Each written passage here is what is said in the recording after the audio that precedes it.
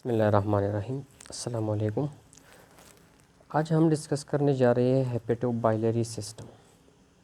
जिस तरह नाम से ज़ाहिर है, ये दो स्ट्रक्चर्स के कम्बिनेशन से ये सिस्टम बना है, which include liver and biliary system. इसका मकसद ये है कि किस तरह हमारा लीवर अपना फंक्शन परफॉर्म करते हैं, particularly the production of bile, और वो बाइल फिर आगे किस तरह ट्रांसमिट होते हैं, किस पाथवे से ये पास होते हैं। So this whole structures, this whole complex structure जो कि हेपेटिक यानी लीवर और बाइलरी डक्ट से बनते हैं, इसको हम बाइलरी सिस्टम कहते हैं।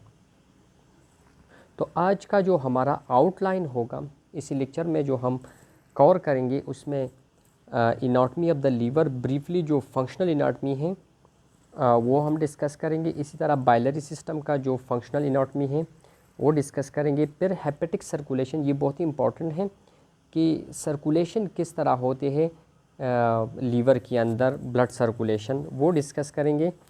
फिर जो primary function of the liver है, the production of bile which contain bile salt, उसी को डिस्कस करेंगे और बाइल साल्ट के फंक्शन डिस्कस करेंगे।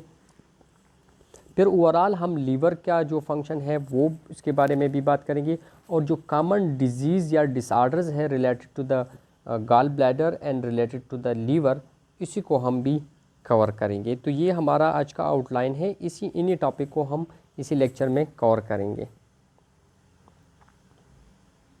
तो सबसे पहले आते हैं टुवर्ड द लीवर। तो लीवर्स आप सब लोग जानते हैं कि it is a dual organ. Dual organ हम इसलिए कहते हैं क्योंकि ये सिक्रीशन भी करते हैं और एक्सक्रीशन भी करते हैं, इसी बेस पे हम इसको डुअल आर्गन कहते हैं। सिक्रीशन ऑफ डिफरेंट सब्सटेंसेस करते हैं लाइक बाइल्स, हार्मोन्स वगैरह, और excretion of the waste product करते हैं। तो सिक्रीशन और एक्सक्रीशन दोनों की बेस पे इसको डुअल आर्गन कहते हैं।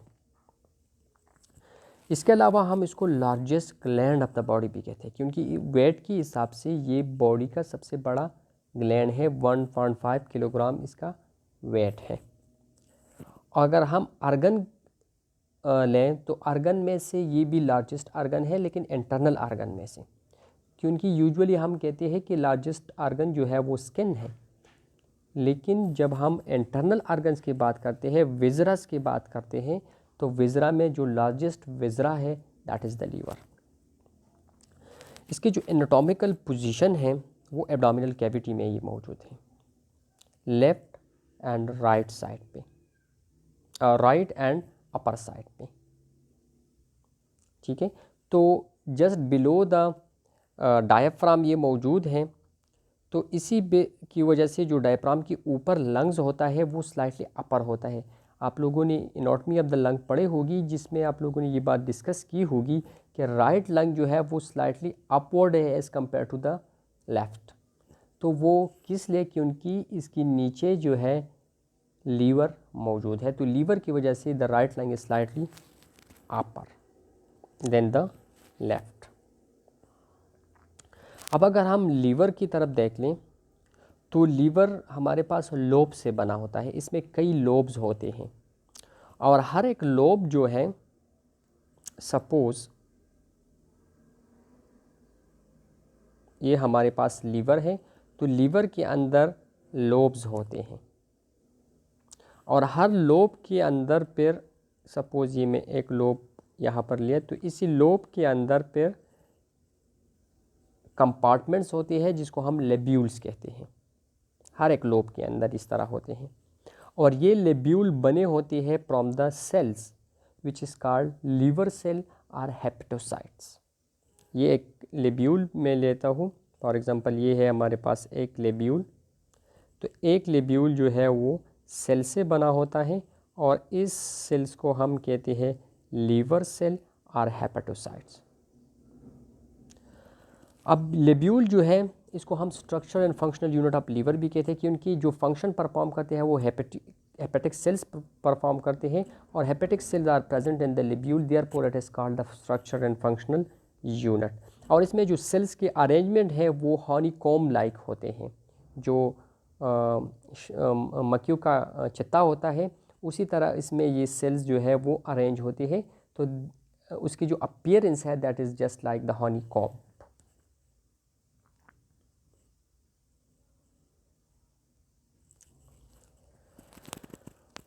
अब अगर हम हेपेटोसाइट की तरफ देख लें, डायग्राम में आप लोगों को नज़र आते हैं, तो ये हेपेटोसाइट्स हमारे पास कॉलम्स में अरेंज हैं।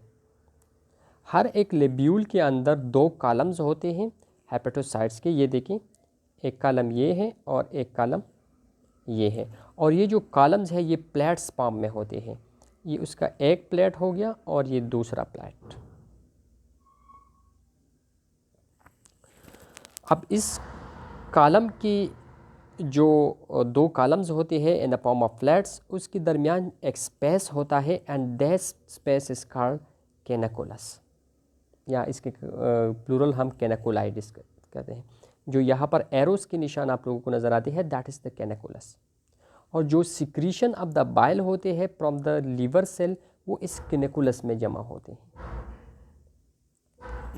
अब 2 प्लेट्स के दरमियान, ये एक प्लेट हो गया हमारे पास जिसमें 2 कॉलम्स यहाँ पे हेपेटोसाइट्स है, और ये दूसरा प्लेट हो गया जिसमें भी 2 कॉलम ऑफ हेपेटोसाइट है। तो इन दोनों प्लेट्स के दरमियान आप लोगों को एक स्पेस नज़र आता होगा and that space is called sinusoid. अब इसी स्पेस का जो लाइनिंग होता है that is made of endothelial cell, और उस एंडोथीलियल सेल के अंदर मैक्रोफेजेस होते हैं, मोनोसाइट्स होते हैं। तो यहाँ पर जो लीवर के अंदर मैक्रोफेजेस है उसको हम कफर सेल कहते हैं, क्योंकि ये बात हमने पहले डिस्कस की थी कि मैक्रोफेजेस आर बेसिकली मोनोसाइट, लेकिन हर एक टिश्यू में इसका अपना एक नाम है। तो यहाँ पर लीवर के अंदर जो मैक्रोफेजेस है they are called Kupffer cell. Let me repeat, हमारे पास जो लिब्यूल के अंदर हेपेटोसाइट्स होते हैं वो प्लेट्स के फॉर्म में होते हैं, इसी तरह की प्लेट्स होते हैं, और हर प्लेट के अंदर जो हेपेटोसाइट्स है उसकी 2 कॉलम्स होते हैं। ठीक है, इन कॉलम के दरमियान जो स्पेस है दैट इज कॉल्ड कैनेकुलस। यहाँ पर भी ये कैनेकुलस हो गया। अब 2 प्लेट्स के दरमियान जो स्पेस बनते हैं this space is called sinusoid, और साइनोसाइट का जो लाइनिंग होता है inner lining that is made of endothelial cell, और उसी एंडोथेलियल सेल में हमारे पास मैक्रोफेजेस होती है which is called the Kupffer cell.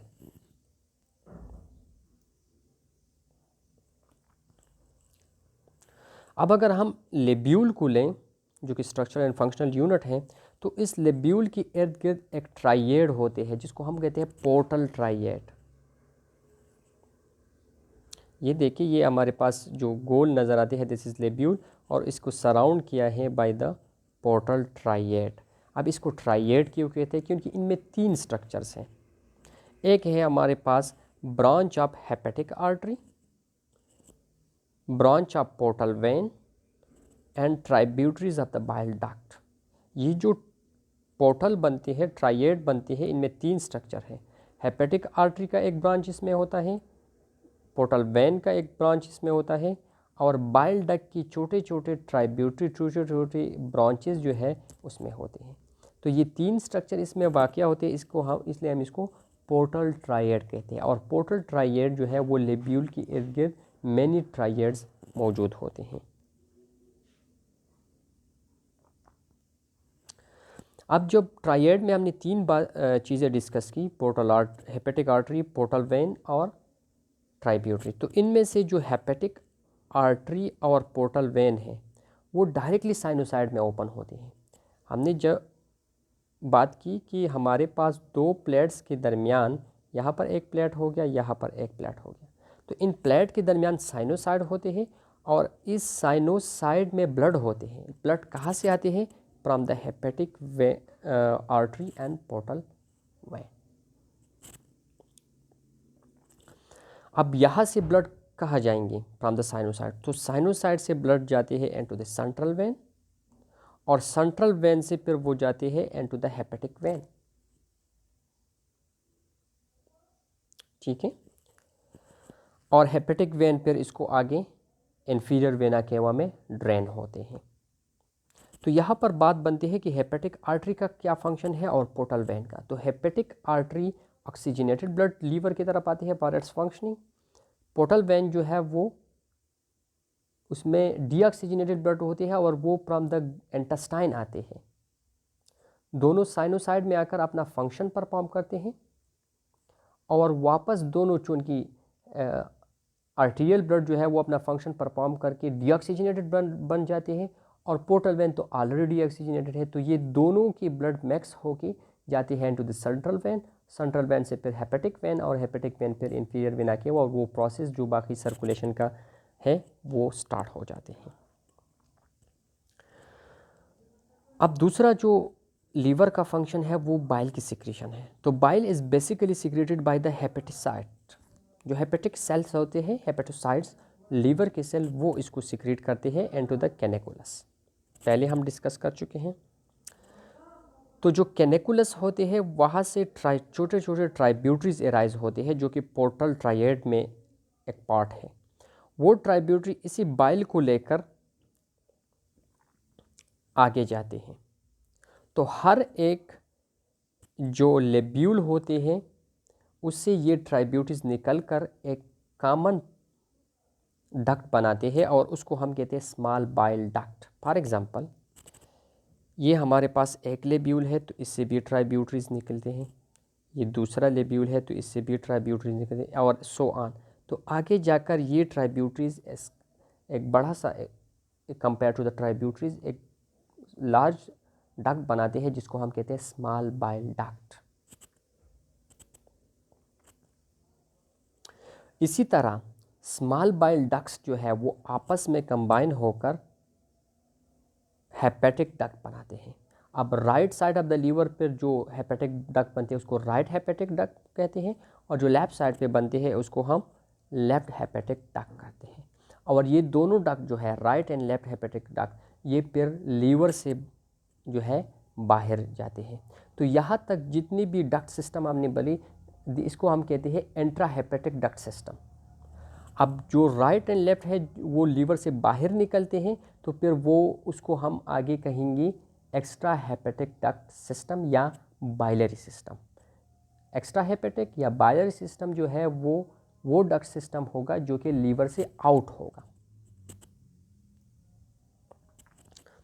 तो जिस तरह मैंने आप लोगों को बताया है कि इसको हम एक्स्ट्रा हेपेटिक बाइलरी अपरेटस या बाइलरी सिस्टम कहते हैं क्योंकि ये लीवर से आउटसाइड होते हैं। अब इसमें दो स्ट्रक्चर्स हैं, एक इसमें है गाल ब्लैडर और दूसरा है हेपेटिक डक्ट। क्योंकि ये जो डक्ट सिस्टम है ये आगे जाकर ओपन होता है इनटू द गाल ब्लैडर। तो बाइलरी सिस्टम में एक तो वो डक्ट्स आ गई और दूसरा गाल ब्लैडर आ गई। अब हमने पहले बात की कि लीवर के अंदर जो स्मॉल बाइल डक्ट है वो कंबाइन होकर हेपेटिक डक्ट बनाते हैं लेफ्ट एंड राइट। तो हेपेटिक जो लेफ्ट एंड राइट है ये दोनों आपस में कंबाइन होकर कॉमन हेपेटिक डक्ट बनाते हैं। कॉमन इसलिए कहते हैं क्योंकि दोनों आपस में मिल गई।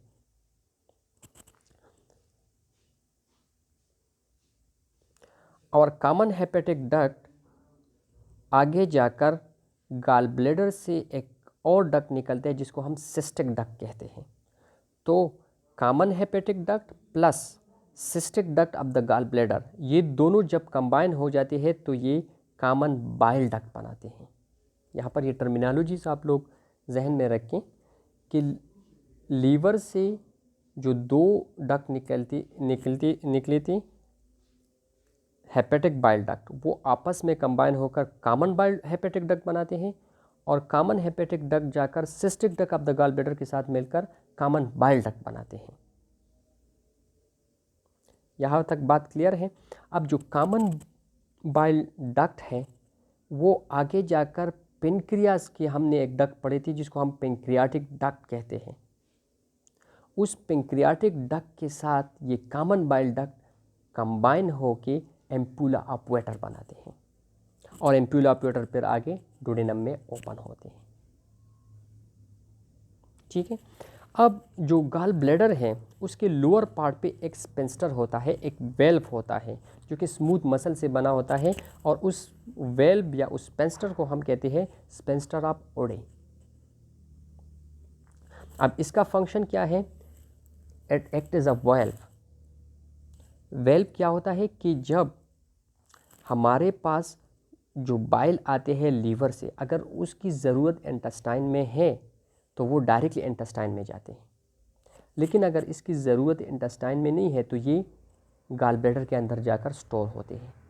स्टोर किस तरह होगा? ये स्पेंस्टर क्लोज हो जाएंगे तो फिर उससे ये नहीं निकलेंगे, और जब ज़रूरत होते हैं तो यहाँ पर प्रेशर बढ़ता है, और उस प्रेशर की वजह से ये स्पेंस्टर ऑफ ओडी जो है ये ओपन हो जाते हैं, और बाइल फिर गाल ब्लैडर से आकर इंटेस्टाइन में आ जाते हैं। तो स्पेंस्टर ऑफ ओडी का मेन मकसद क्या है? कंट्रोल द फ्लो ऑफ गाल of the bile from the gall bladder, उसको कंट्रोल करते हैं। ये देखिए ये डक्ट सिस्टम है। यहाँ पर रिपीट करता हूँ मैं कि हमने बात की थी कि लीवर के अंदर फाइनली जो ट्राइब्यूटरीज है वो कंबाइन होकर स्मॉल बाइल डक्ट बनाते हैं। स्मॉल जो है आपस में कंबाइन होकर हेपेटिक डक्ट बनाते हैं, राइट एंड लेफ्ट। तो ये आपके साथ है right and left hepatic duct. ये दोनों लीवर से निकलकर जॉइन हो जाते हैं, जिसको हम कहते हैं कॉमन हेपेटिक डक्ट, ये वाला। और कॉमन हेपेटिक डक्ट जो गाल ब्लैडर की सिस्टिक डक्ट है उसके साथ कंबाइन होकर कॉमन बाइल डक्ट बनाते हैं। कॉमन बाइल डक्ट आगे जाकर पेनक्रियास का जो डक्ट है उसके साथ कंबाइन होकर एम्प्यूला ऑफ वेटर बनाते हैं, और एम्प्यूला ऑफ वेटर डोडेनम में ओपन होते हैं। जो हमने स्पेंस्टर की बात की वो यहाँ पर होते हैं, ठीक है। And it control the flow of bile into the gall bladder and from the gall bladder.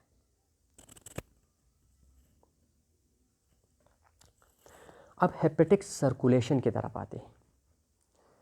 अभी तक हमने दो टॉपिक्स कवर की। एक हमने functional anatomy of the liver discuss की कि उसमें अरेंजमेंट ऑफ द हेपेटोसाइट किस तरह होते हैं, लेब्यूल क्या होते हैं।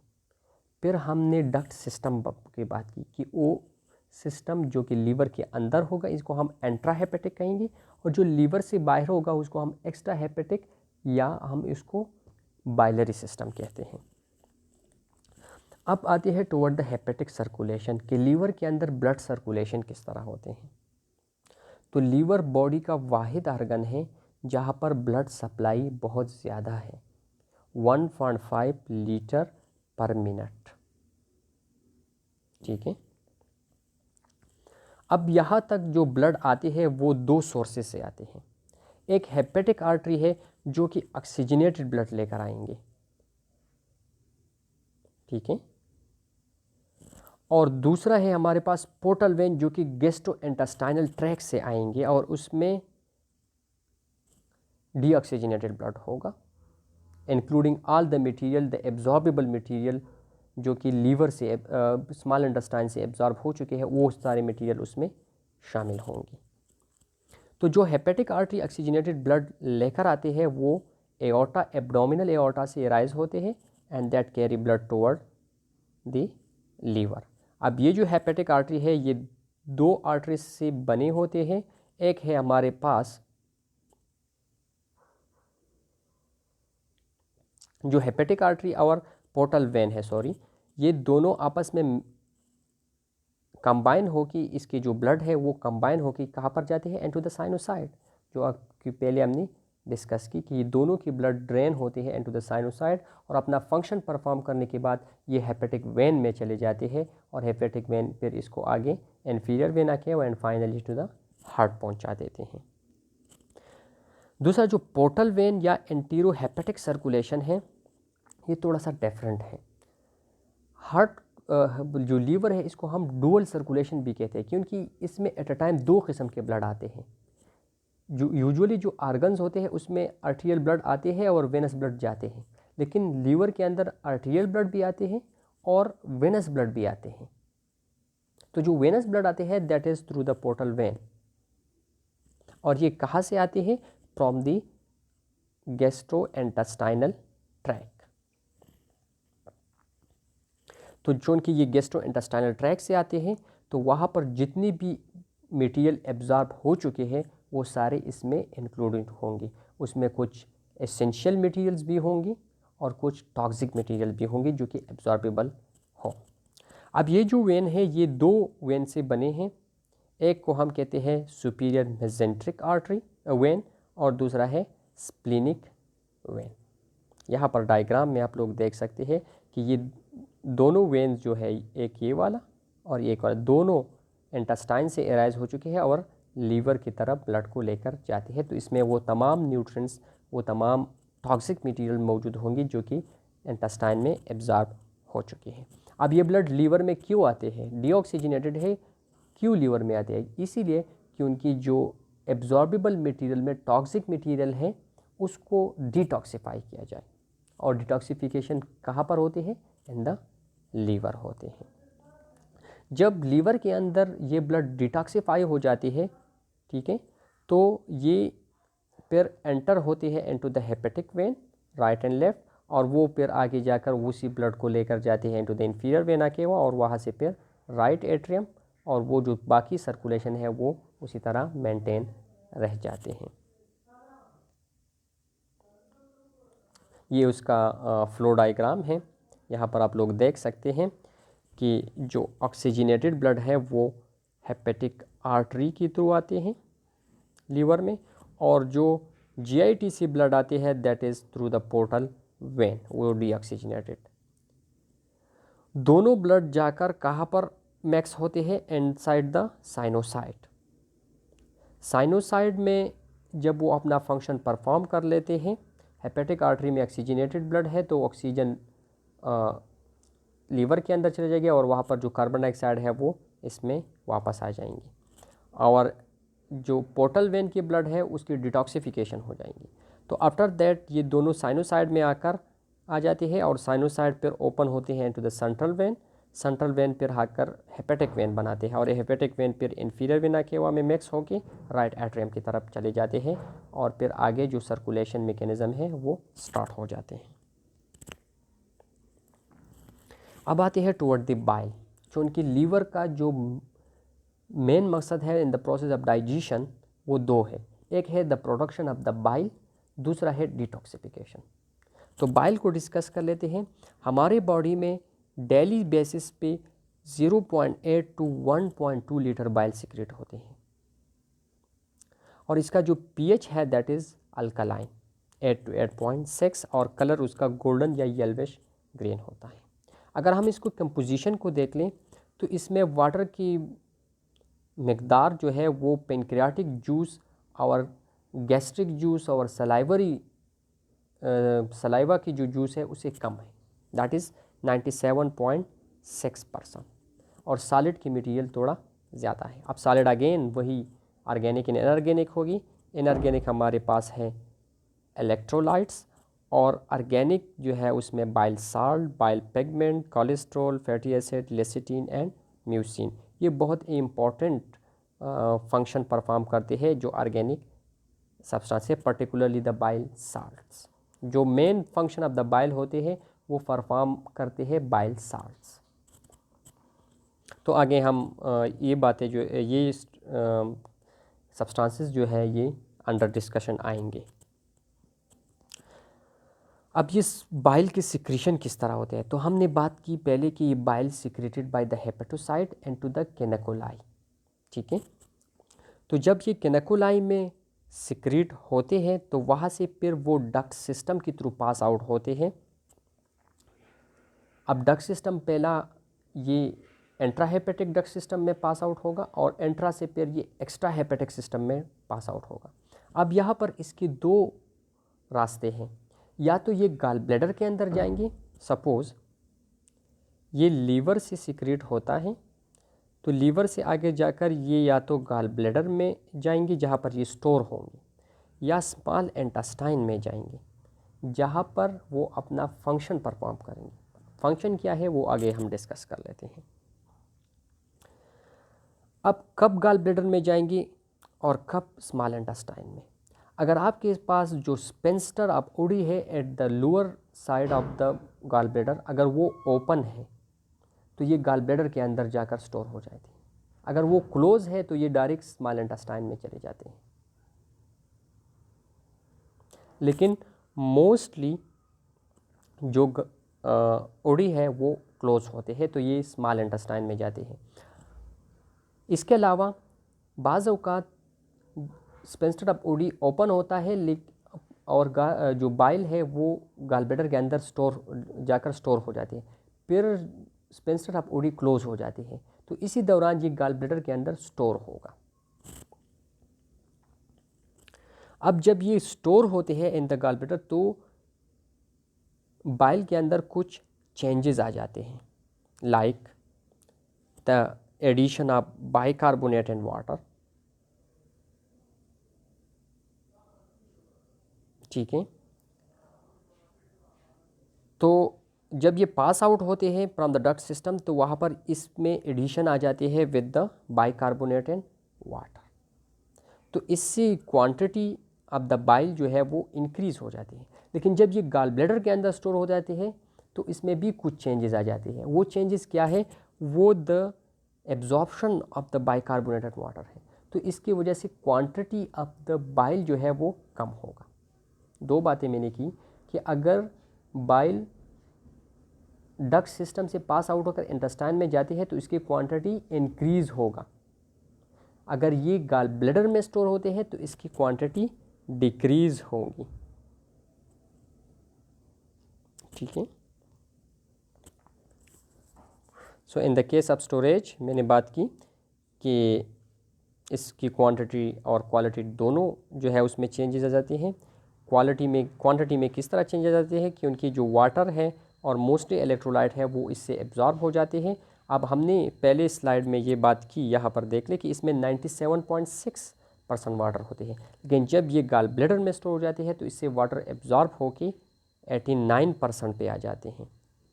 इसी तरह इलेक्ट्रोलाइट पर्टिकुलरली द बाइकार्बोनेट जो है वो एब्जॉर्ब होते हैं, लेकिन कैल्शियम और पोटाशियम इसमें से एब्जॉर्ब नहीं होते।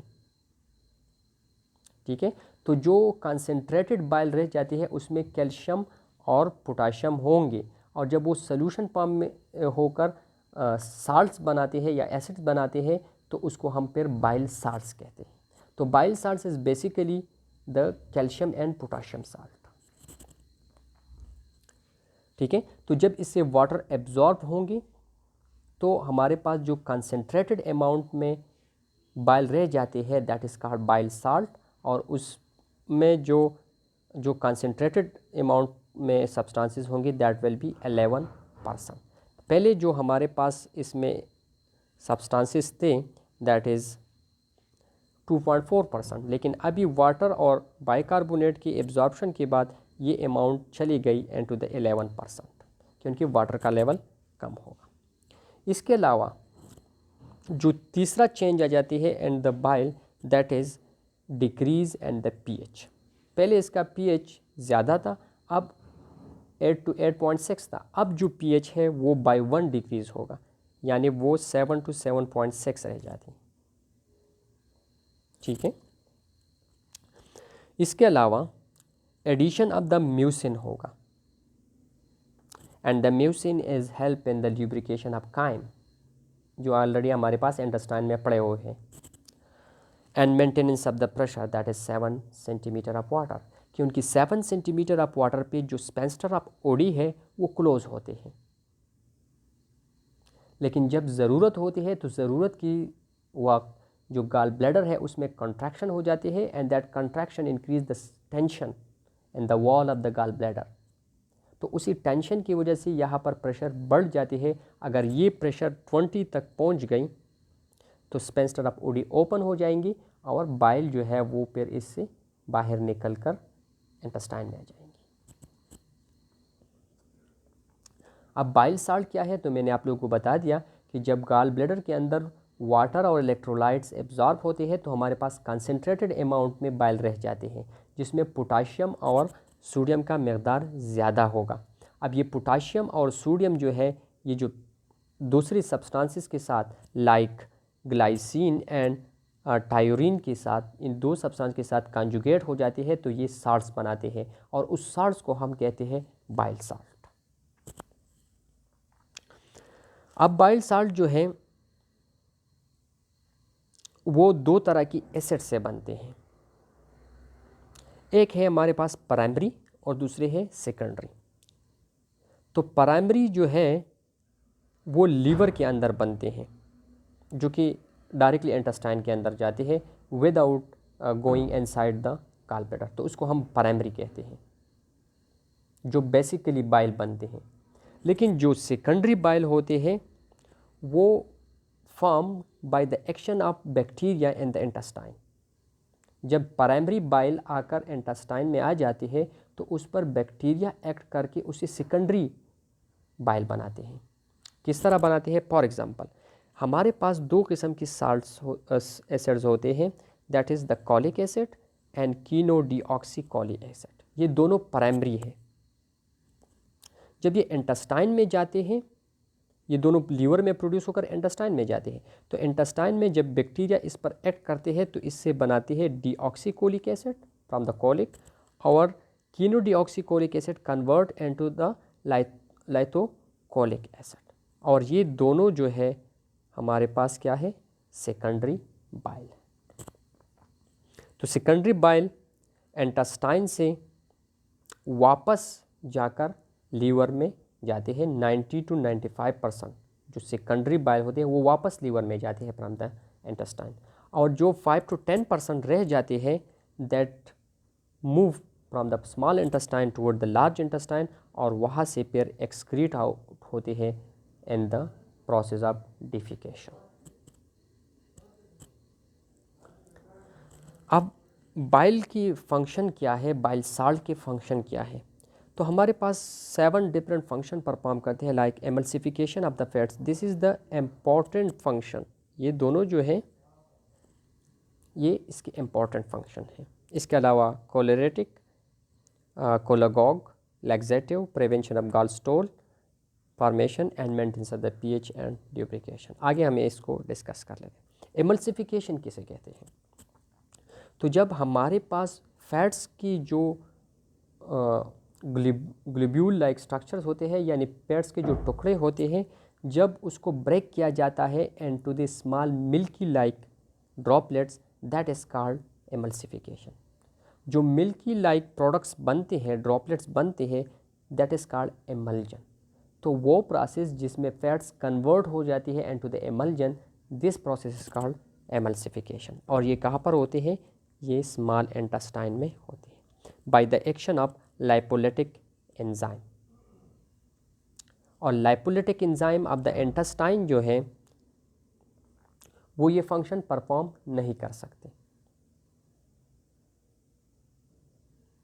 क्योंकि वहाँ पर जो मीडियम होता है they are acidic medium,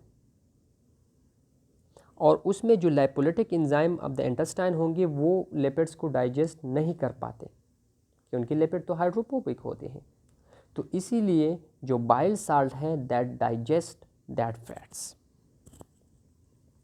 particularly the lecithin part of the bile salt. हमने बात की थी ना कंपोजिशन में कि इसमें एक लेसिथिन होते हैं, तो वो लेसिथिन जो है इसको डाइजेस्ट करते हैं। अब किस तरह डाइजेस्ट करेंगे? तो हमारे पास जो फैट्स होते हैं इसका सरफेस टेंशन जो है वो ज़्यादा होते हैं, इसीलिए लाइपोलिटिक एंजाइम इसको डाइजेस्ट नहीं कर पाते।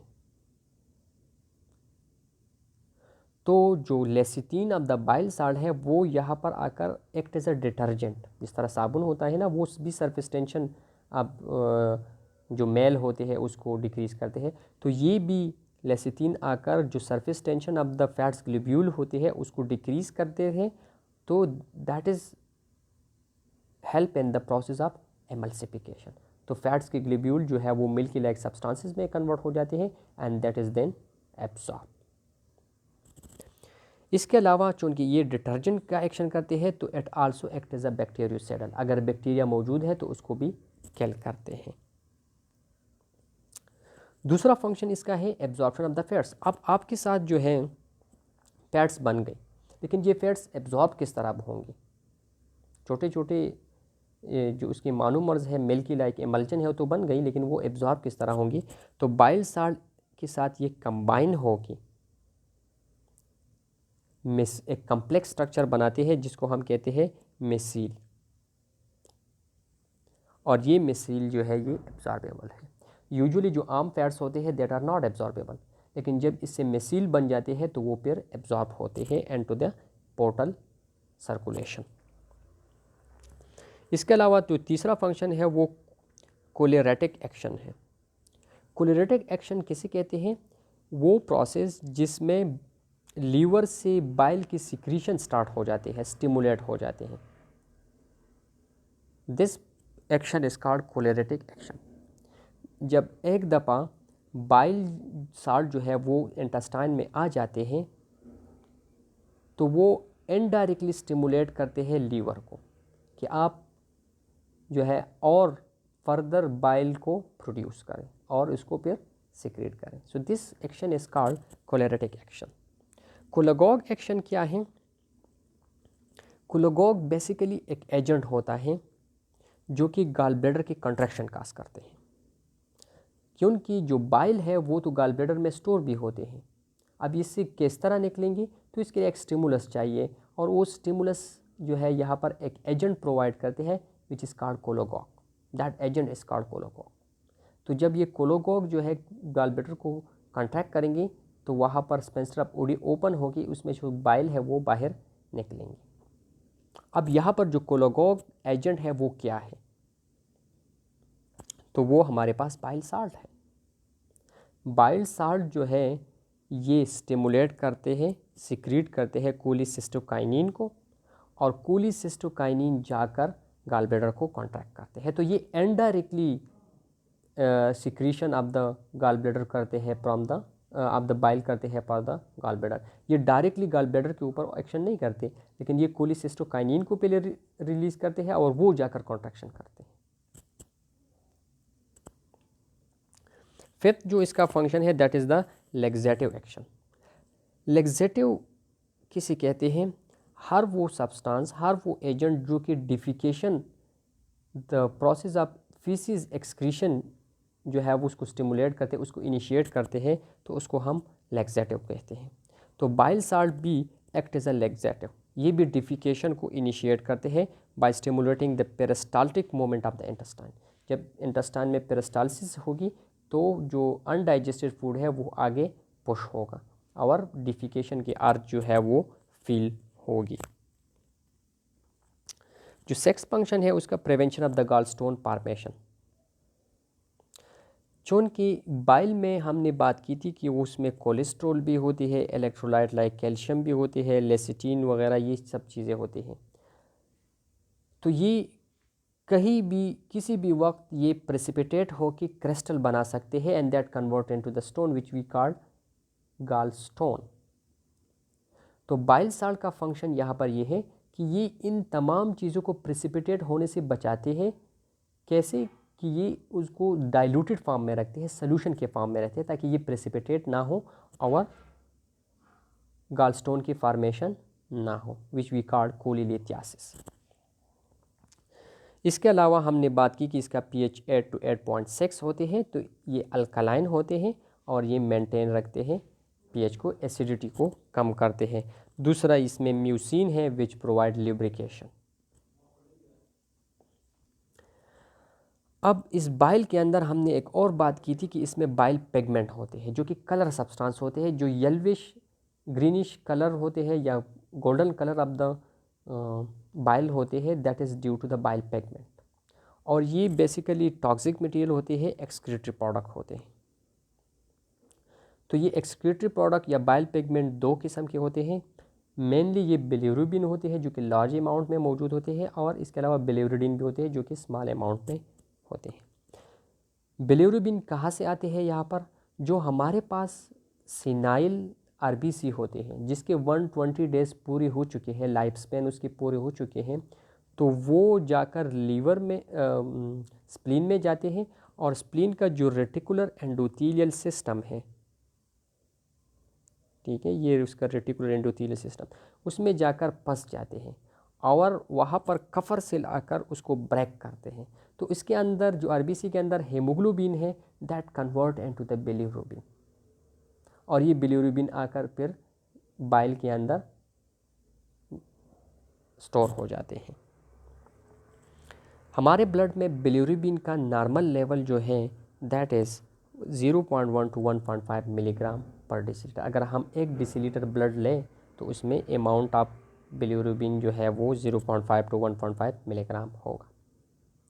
लेकिन जब इसका अमाउंट जो है 1 से ज़्यादा होते हैं तो इसको हम हाइपर बिलिरुबिनीमिया कहते हैं। लेकिन अगर इसका अमाउंट 2 से ज़्यादा हो गया so that is then convert into a disease condition which we call jaundice.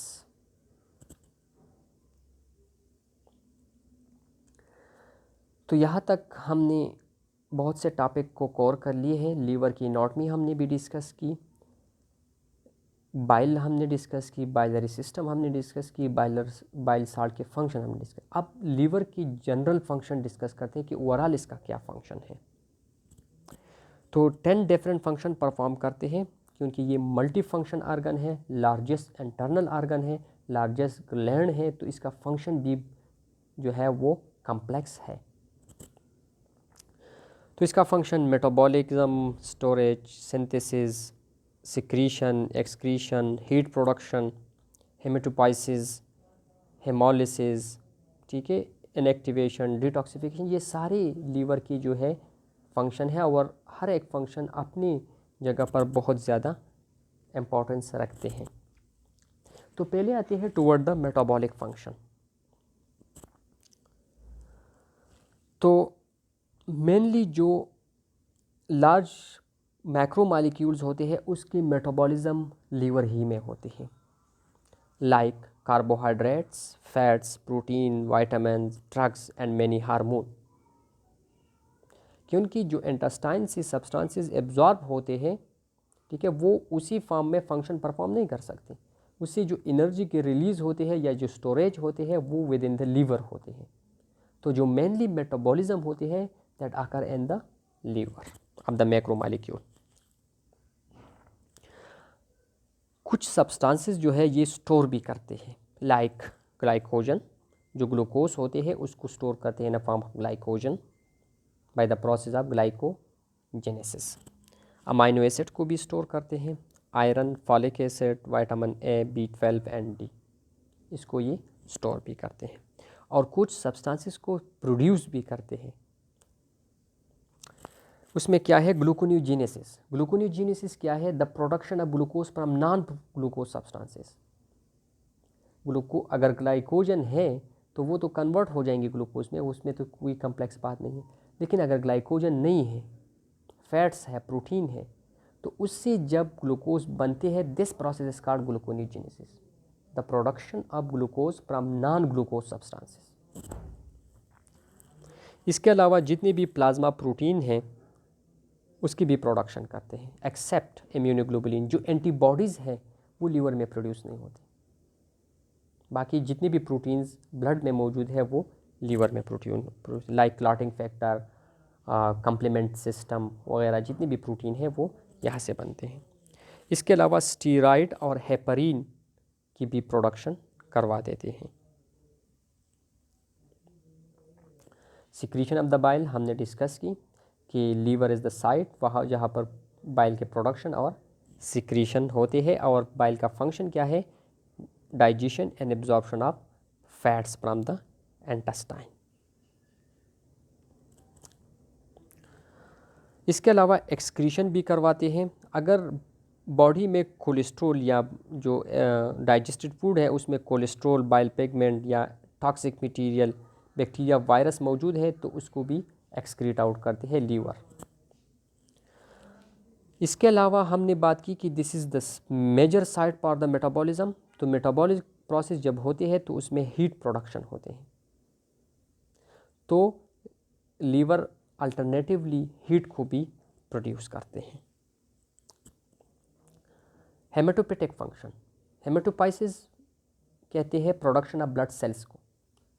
तो बच्चों के अंदर जब इंट्रागेस्टेशनल पीरियड में बच्चा होता है तो 5 to 7 मंथ या 5 to 12 मंथ के दरमियान जो ड्यूरेशन होते हैं वहाँ पर blood production within the liver होते हैं।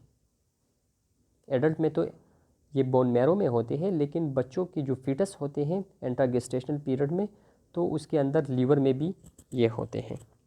इसके अलावा हमने बात की कि it store vitamin B12 and iron.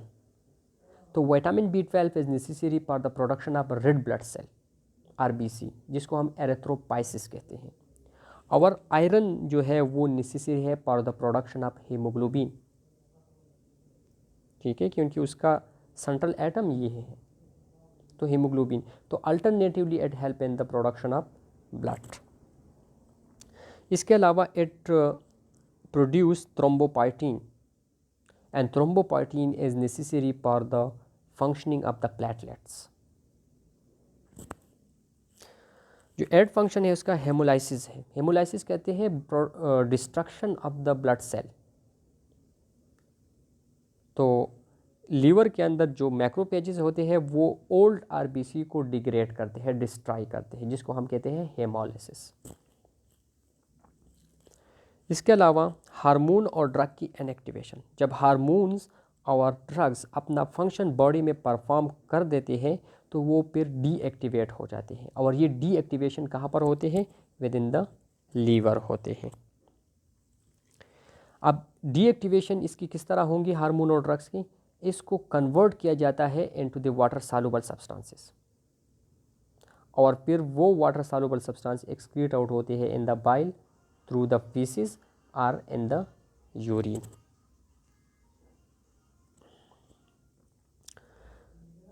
जो 10th फंक्शन उसका है, this is also one of the important function of the liver, that is the defensive and detoxification function, कि किस तरह ये बॉडी को मुख्तलिफ डिजीज़ या मुख्तलिफ पैथोजिन से प्रोटेक्ट करते हैं, और जो टॉक्सिक मटीरियल है उसको नॉन टॉक्सिक किस तरह बनाते हैं। तो Kupffer cell that is very important for this function, क्योंकि जो फॉरेन मटेरियल होते हैं लाइक एंटीजन होते हैं या बैक्टीरिया होते हैं या वायरस होते हैं, जो भी फॉरेन मटेरियल मौजूद हैं, तो वो कफर सेल चूँकि पेगोसाइटिक है, पेगोसाइटोसिस की कैपेसिटी उसमें मौजूद है, तो वो उन्हीं सब्सटेंस को जो कि फॉरेन बॉडीज़ है and cause multiple disease in the body, उसको डाइजेस्ट करते हैं या सॉल्व करते हैं।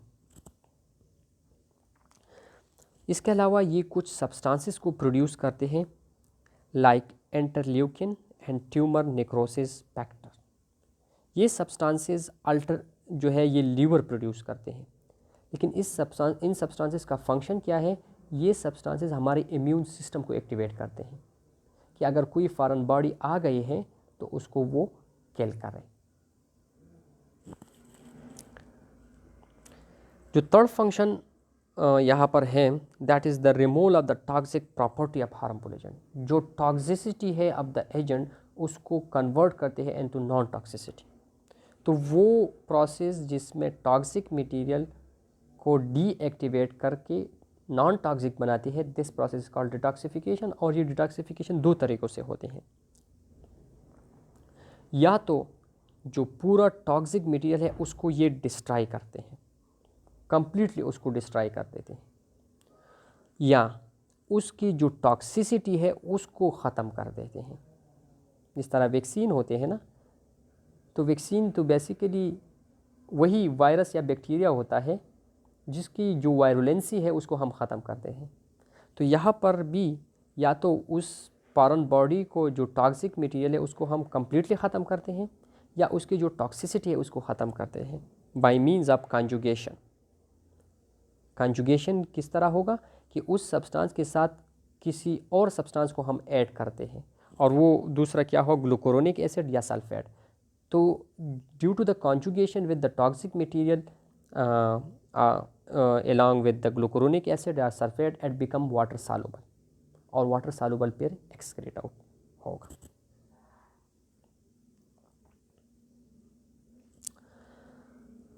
अब जो कॉमन लीवर डिसऑर्डर है उसको थोड़ा सा टच करते हैं। जॉन्डिस का नाम आप लोगों ने सुना होगा, जिसमें जो हमारा स्किन या म्यूकस मेम्ब्रेन होती है वो येल्विश कलर की बन जाती है, येल्विश कलरेशन उसके हो जाती है। तो इस कंडीशन को हम कहते हैं जॉन्डिस, बच्चों में ज़्यादा होते हैं। अब इसकी दो वजह हैं, या तो लीवर के अंदर बाइल जो मौजूद है उसके अंदर बिलिरुबिन का लेवल ज़्यादा है, जिसको हम कहते हैं इंट्राहेपेटिक जॉन्डिस।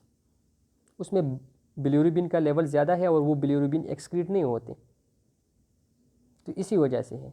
या हमारे ब्लड के अंदर हेमोलिसिस ज़्यादा है, डिग्रेडेशन ऑफ आरबीसी ज़्यादा है, डिग्रेडेशन ऑफ हीमोग्लोबिन ज़्यादा है, जिसकी वजह से ज़्यादा बिलिरुबिन बनते हैं, तो इसको हम फिर एक्स्ट्रा हेपेटिक जॉन्डिस कहते हैं।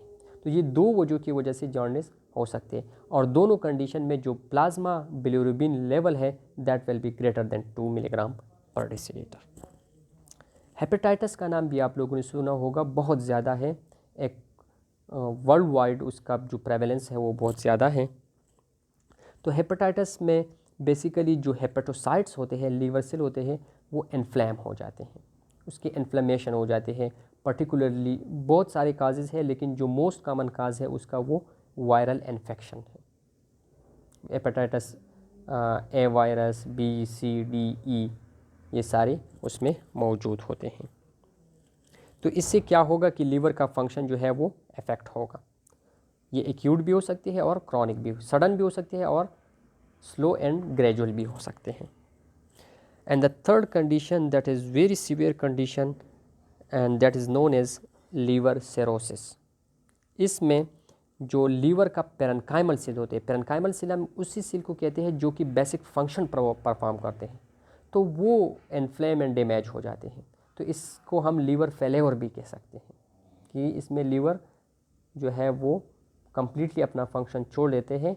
तो इसका एक ही इलाज है कि आप लीवर ट्रांसप्लांट कर ले, अदरवाइज़ लीवर अपना फंक्शन छोड़ देंगे, इसका कोई और ट्रीटमेंट नहीं है।